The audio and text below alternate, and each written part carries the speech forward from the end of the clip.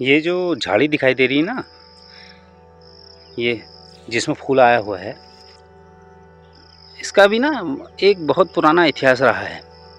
ये वही घास है जो गेहूं के साथ आई हुई थी अमेरिका से, जब हमने गेहूं इंपोर्ट किया हुआ था लाल बहादुर शास्त्री के समय पे, और उन्होंने ये गेहूं लेने से मना कर दिया था।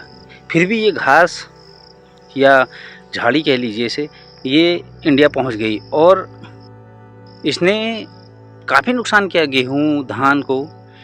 ये एक बार लग जाती तो इसका उजड़ पाना मुश्किल होता है। वैसे तो ये किसी काम की नहीं है, लेकिन झोपड़ियां बनाने में ये काम आ जाती है। इसका कुछ अमेरिकन नाम भी है। लैंटाना एक बहुवर्षीय झाड़ीनुमा पौधा है। तो इसके पौधे की जो ऊंचाई है ना, वो प्रजातियों के अनुसार 2.5 से 3 फीट या उससे ज़्यादा भी हो जाती है। कहीं कहीं पे लैंटाना की घास या झाड़ी कह लीजिए, ये 5 फुट से 8 फुट तक भी होती है। ये निचली जमीन से लेके करीब 1600-1700 मीटर की ऊंचाई तक पहाड़ियों में भी हो जाता है। इससे पानी की मात्रा कम लगती है। यह सूखी जगह पर भी हो जाता है, मतलब रेतीली जगह पर भी यह पौधा हो जाता है। कहीं कहीं इसे पंचफूली भी कहा जाता है। यह एक कटीली झाड़ी है।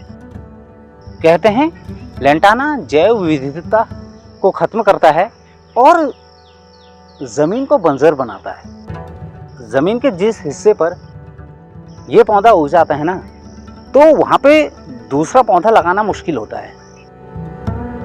वैसे इसके फूल गुच्छे में बहुत ही सुंदर दिखाई देते हैं।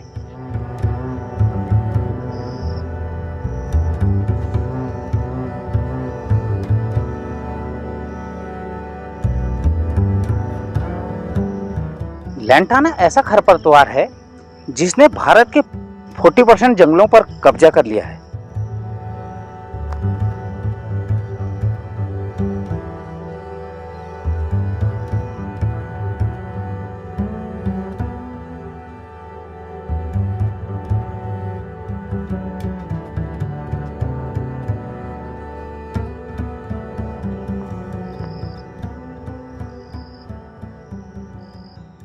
अगर गलती से कोई इसके बीज या पत्तों को खा लेता है तो उसे उल्टी, जी मचलना और दस्त की शिकायत भी हो जाती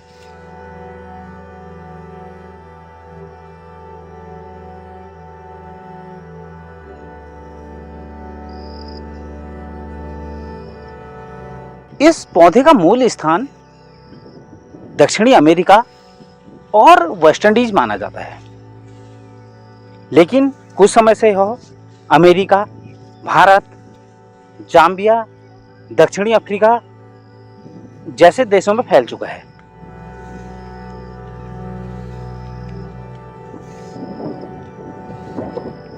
पूरी दुनिया के 40 देशों में लैंटाना का पौधा एक बहुत बड़ी समस्या है, क्योंकि यह पौधा जमीन को बंजर कर रहा है।